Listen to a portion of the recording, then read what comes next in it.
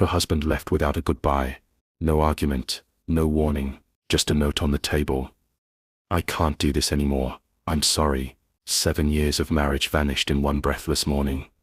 The kettle whistled. The pap thickened.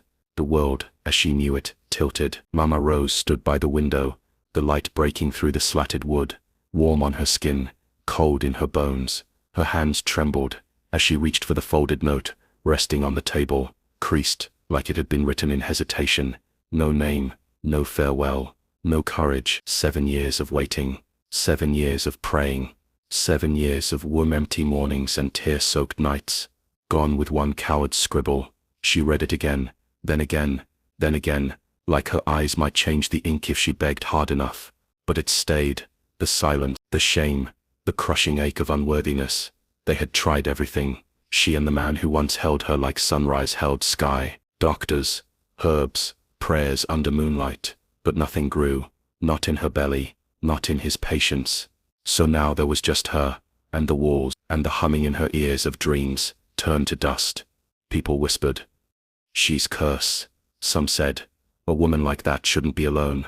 Others offered, "Never help, just opinions." But Mama Rose did not break. She carried her pain like water in a calabash, balanced, hidden, sacred. Weeks passed, then months. The ache dulled, but never left, until one day, as she handed out warm bread at the child center, she saw them 5 boys lined up like question marks, dirty toes, empty eyes, matching wounds, life carved into their backs. And in them, she saw herself, not her reflection, no, her resurrection. That night, she could not sleep. Their faces haunted her, not as a burden, but as a chance to be more than left behind, a chance to begin again, with nothing but her love, and their need. She whispered to the dark, "I am not done," and the wind seemed to carry her vow. The first one didn't knock. He hovered. Mama Rose noticed him watching her from behind the mango tree, near the center, barefoot, arms crossed, face blank as river stone. She turned slowly, hungry. No reply. She placed the warm yam and oil on the bench beside her, waited, walked away. He didn't eat at first, just stared. Then with fingers trembling like leaves in wind, he picked the food and devoured it. That evening, when she came back, he stood by the gate, silent. She asked, "Do you have a name?" He stared down. She whispered, "You'll be Henry now." He blinked slowly, once. That night, he followed her home. He didn't talk, didn't smile. But when she laid out a thin mat beside hers and placed a cup of water near his head, he whispered, "Okay." Mama Rose didn't ask what he'd endured. She knew. At dawn, he was sweeping the compound. By dusk, he was patching holes in the bamboo fence. That night, he asked one thing, "Will you send me away too?" She stopped stirring the pot, met his eyes. "Only if the sky falls and the sun forgets to rise." Henry exhaled, his first breath of home. He came with the rain. Not inside it, beneath it. Kenneth sat under the leaking center awning, knees drawn to his chest, counting droplets, like they were syllables in a forgotten poem. Mama Rose brought him dry bread, wrapped in old newspaper. He didn't touch it. She said nothing, just sat beside him until the storm passed. Later, he followed her, not home, but to the market, where she bartered peppers for beans. He said not a word, only watched. The next day, he returned. Day after that, again. She started setting 2 plates. One night, when she asked what he liked to do, he simply answered, See what? Everything." So she called him Kenneth, silent observer, mind sharp like moonlight. When he moved in, he fixed her broken clock, then her window latch, then rewired the bulb she thought had died. "You're clever," she said. He replied, "I had to be." She didn't ask what that meant, but she knew the look of a child who had learned survival before speech. He slept lightly, as if danger crept in dreams. One evening, he handed her a folded page, his drawing of their compound, every line perfect. "This is home?" she asked. He nodded. "If you'll let it be." Her arms wrapped around him before he could shrink away. "I already did." They entered life with a bang, not birth, just noise. The twins, one holding a cat, the other wearing a bucket. "Who are you two?" Mama Rose asked, laughing despite herself. "We're trouble," one grinned. "Double trouble," the other added. Joshua and Joseph. The village already knew their names, mostly in complaint. They didn't come, They erupted. Her compound was never the same. They turned her cooking pots into drums, tied her wrapper to make a parachute, and jumped from the mango tree, tried to sell sand as sugar at the roadside. Mama Rose scolded, chased, threatened, failed, but then, one morning she found them curled on either side of Divine's mat, guarding the sleeping boy like sentries. Later she caught them slipping extra plantain to Henry, and once, they washed Kenneth's muddy slippers without being told. She understood them then. Chaos, yes, but rooted in care. She held their faces one day, whispered, "You are not too much, never too much." They blinked. Together, Joseph said. Everyone else said we were mistakes. Joshua added, "But you treat us like miracles." Mama Rose kissed their foreheads. "Because that's what you are." And for once, they had no comeback, just smiles, and silence. She heard it at dusk, a soft, wet whimper. Outside the compound gate, beneath a broken bench, a small figure trembled. Divine.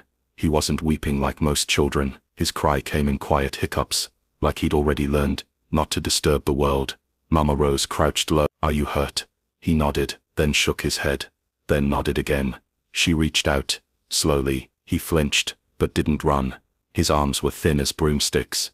His shirt, so large it dragged like a shadow. When she touched his cheek, he leaned in just enough to break her heart. That night, he wouldn't eat, just stared at the lantern glow, humming softly to himself. Henry brought him pap in a cracked bowl. The twins showed him how to fold paper into boats. Kenneth gave him his old slippers. Still Divine said nothing, just hummed, quiet, tender notes, that made the house feel suddenly sacred.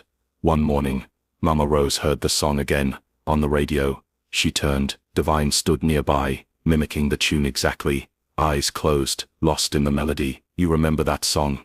she asked. He nodded, whispered, "My mother used to hum it when she cooked." Then silence. Mama Rose bent low and said, "Sing it again, let the walls remember with you." And so he did. The skies broke without warning. A flood swallowed the back river. Mama Rose stood knee-deep in brown water, clutching school books and soaked mats. The children scrambled to lift chairs and food baskets to safety. Joshua slipped and hit his chin. Blood, screams, chaos. Divine clung to her wrapper, wailing. It was the first time she yelled, not out of anger but fear, "Get to the table, now." They obeyed. Silence fell as they watched her battle the rising flood with nothing but a broken broom. By morning the water receded, leaving mud, mold and mosquito. Mama Rose collapsed on the veranda, head in hands, breath shallow. Kenneth brought a towel. Henry, hot water. The twins wiped her feet. She looked at them, hollow-eyed. "We might not make it," she whispered. Henry's voice cracked. "We will. You've carried us this far. Let us carry you now." She wept, not from weakness but relief. That night, all 5 children slept beside her on the floor. Rain still tapped the roof, gentle this time. The storm outside had passed, but the one inside had shifted too. They weren't just her children now, they were her strength. Kenneth's report card came folded, frayed at the edge. Mama Rose opened it, slowly, like peeling back an old wound. She paused. Every subject, A, except one, conduct, D. She looked at him. He looked away. "What happened?" He shrugged. "They said I talk back. But do you?" Silence. She knew that silence. It wasn't guilt. It was shame. Later, she found him outside, hammering bottle caps into a board. "I corrected the teacher," he whispered. "She said the moon makes its own light. I said it reflects the sun." She knelt beside him. "And how did you say it?" "Like I knew more." His voice cracked. Mama Rose touched his cheek. "It is not wrong to be bright. But don't let your fire burn others. Warm them instead." He nodded, then tore the report in half. She blinked. "Why? I want a new one. One that includes how I fix clocks and rewire bulbs. And keep the lanterns burning. That one leaves out the best parts." She smiled. "Then we'll write our own report. Together." The cupboard echoed. One last handful of rice. 3 spoons of oil. No meat, no salt. Mama Rose sighed. "Tonight, we eat with prayer." The boys sat silently. She stirred water into the pot, like it was gold, boiled the rice slowly, as though time might multiply it. Divine stood beside her. "Is there more coming?" She smiled. "Always, just not today." He nodded. "Then today we pretend." And so they did. At dinner, Joseph bowed his head. "Thank you for the chicken," Joshua added. "And the yams." Kenneth smirked. "And the juice." They all burst out laughing, stomachs growling, eyes shining. They ate slowly, like savoring a feast only they could taste. Then came the knock. Henry opened the door. A neighbor stood outside, arms full bananas, plantain, palm oil, cassava. "My brother sent too much from the village. Thought of you," she said. Mama Rose blinked fast. "You came at the perfect time." The woman chuckled. "Spirit whispered your name." They feasted that night, but the taste of the invisible meal lingered longer, because sometimes faith feeds more than food. Joseph found it first, a torn wrapper, blue and gold. He waved it like a flag. "Can I have this?" Mama Rose squinted. "It's too ragged." "Perfect," he said. Soon Joshua joined him. They gathered scraps, old curtains, pillowcases, even Kenneth's worn-out shirt. With bent needles and fishing line, they stitched. The twins turned the veranda into a workshop. Cloth everywhere, scissors in bowls, pins in pap cups. At first, she thought it was Then Joseph held up a shirt, rough but bold, blue patches over yellow sleeves, crooked but proud. He slipped it over Divine's head. It fit. They cheered like kings. Mama Rose clapped. "You made this?" "We made it all week," Joshua grinned. "We want to sell them at market." She hesitated. "But who will buy?" Joseph shrugged. "Maybe no one, maybe someone, but we want to try." That Saturday, they laid the shirts out by the roadside. At first, passers-by laughed, then paused, then touched the fabric. By noon, they had sold 4, enough for rice, and oil, and thread. That night, the twins curled up, near the sewing kit, whispering dreams. Joshua said, "One day we'll open a shop." Joseph replied, "And dress presidents." Mama Rose kissed their forehead. "You already dress this house in joy." The twins broke the window. A loud crash, a cry, then silence. Mama Rose came running. A football rolled toward her feet. Joshua and Joseph stood frozen. "We didn't mean to," Joseph whispered. "It was the wind." She looked at the shattered glass, looked at their bare feet, then walked past them, sweeping slowly. That night, no one spoke much at dinner, until Divine asked, "Will we have to leave?" Mama Rose put down her spoon. "No one leaves for breaking a window." "But we break things," Kenneth murmured. "Windows, plates, rules." Mama Rose stood. "You are boys. You will break things." Her voice softened. "But I am your mother. I fix what you break, until you learn to fix it yourselves." Joshua's eyes welled. Joseph reached for the glue. Next morning the boys repaired the frame with cardboard and old plastic. Crooked, but sturdy. She left it that way, a reminder that love doesn't require perfection, just effort. Henry's feet grew faster than time. He came home from school limping, toes curled, heel bleeding. His shoes cracked, and too small, had betrayed him. Mama Rose called him into the kitchen. "Why didn't you say anything?" He shrugged. "Others need it more." She stared at him, not with anger, but with awe. That night, she pulled out a small locked box, the one with coins from forgotten corners, folded bills, gifts from old friends. They walked to the market before dawn.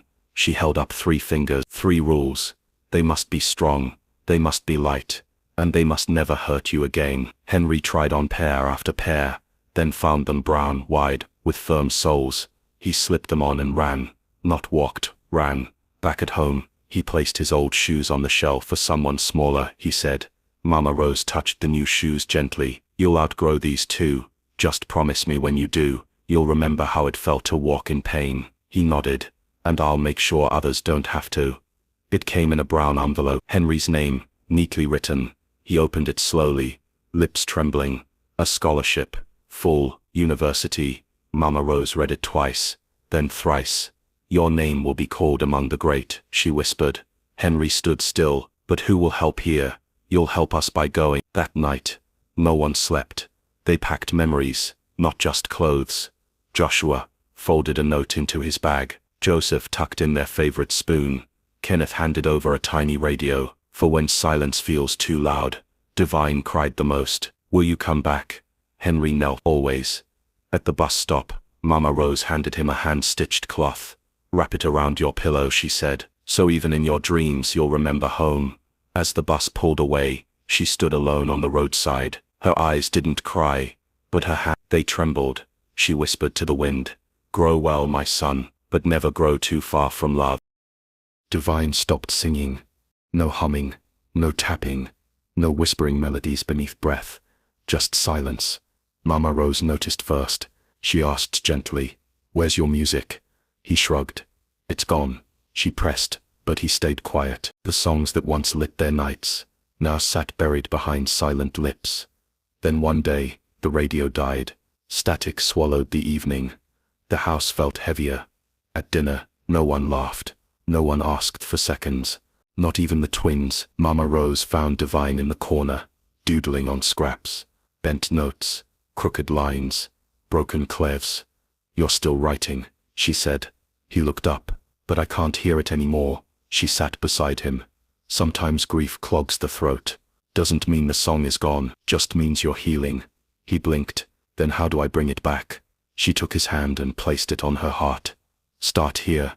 That night, she lit every lantern, brewed mint tea, and gathered them close. She sang first, cracked voice, off-key, old hymn. Then Joseph joined, humming softly. Then Kenneth. Then Divine. And when his voice broke free, it soared, soft, then strong, a note that turned silence back into sound. Mama Rose's emergency tin was light. She shook it. Nothing, not a coin. Panic hit her chest. That money was for school fees, for medicine. She searched the kitchen, under mats, behind pots. Nothing. By evening, she called them in. 5 faces, 5 sets of hands folded tight. "I'm not angry," she said, "but I need the truth." The room held its breath. Then Kenneth stepped forward. "It was me." Everyone turned. "I didn't take it for myself." The boy next door, his sister was sick. They had nothing. Tears rimmed his eyes. "So I gave it. I thought we'd manage somehow." Mama Rose didn't speak. She only stepped forward and held his face. "Next time," she whispered, "tell me first. We'll give together." He nodded, ashamed, but she kissed his forehead.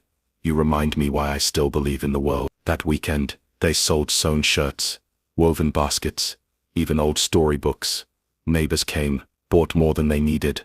By nightfall the tin was full again, and so was their faith. The rains brought mildew, the walls wept dark stains, the roof coughed in leaks. One night, the ceiling creaked louder than thunder. They all lush out just before a corner beam collapsed. Mama Rose sat outside, barefoot in the mud, head bowed. "Maybe this house has given us all it could," she whispered. Joshua stood. "Then we'll give it something back." Over weeks, they patched, painted, repaired. Kenneth wired bulbs from scraps. Joseph and Joshua painted walls with bold strokes. Divine sang while mixing cement. It wasn't pretty, but it breathed again. One evening, they hung a carved wooden sign by the door. "This house may break, but so did we, and we still stood." Mama Rose smiled. "Then let this be our palace." And somehow the old house didn't feel tired anymore. Mama Rose found it beneath Divine's pillow. A letter, folded, taped shut, his name written in shaky cursive. She sat on the bed, unsure. She had never opened their secrets, but this one trembled in her hand, like it needed to breathe. She left it untouched. Instead, she called him, held him. "You're carrying something heavy," she whispered. Divine nodded. "I don't want to sing anymore. I want to leave." Her voice didn't crack. "Then go. But don't go running from yourself." He blinked. "I'm scared." "You're allowed to be." That night, he handed her the letter. "I wrote it when I thought no one would care." She unfolded it slowly. Inside, drawings of a dark cloud, a cracked heart, and then a single sentence beneath. "But you loved me anyway." She held him as though the wind might steal him, and in the quiet, he sang again, not loud, not strong, but enough. They came in boxes, wrapped in black cloth, tied with string, 5 suits, custom made, sharp lapels, soft silk linings, names embroidered inside. Mama Rose opened one, Joseph's, midnight blue, with gold thread at the cuffs. "What is this?" she asked. Joshua smiled. "A surprise." They were planning something, sneaking out, making late calls. She watched, suspicious and amused. Until one afternoon, Divine dragged her to the tailor's. "For you," he said. "A dress. Deep indigo, flowing like river water. It shimmered in the sun. I can't wear this," she whispered. "You must." The next morning, 5 cars pulled up. Neighbors gathered, cameras clicked. One by one, the boys stepped out in suits, smiling, proud. "Where are we going?" she asked. Henry grinned. "To a wedding." "Whose?" "All of ours.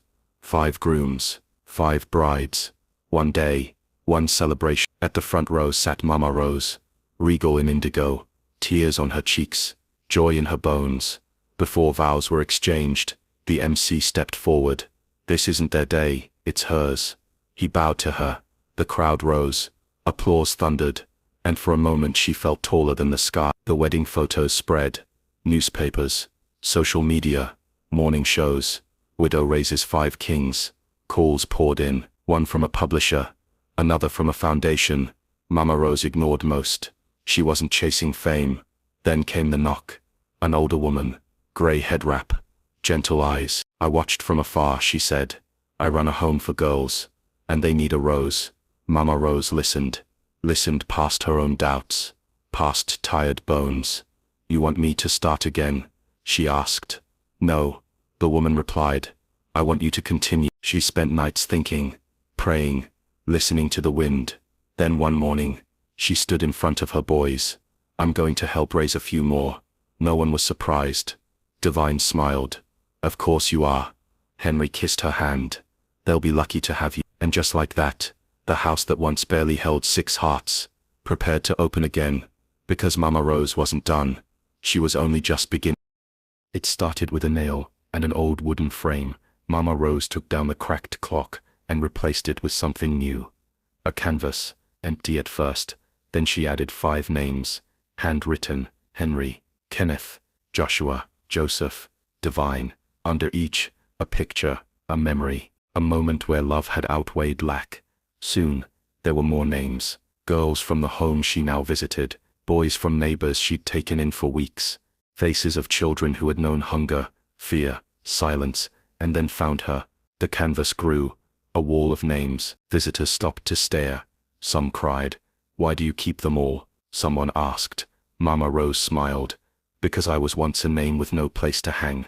That evening she added her own name at the top, just one word, Mama, and beneath it, not by blood, but by choice.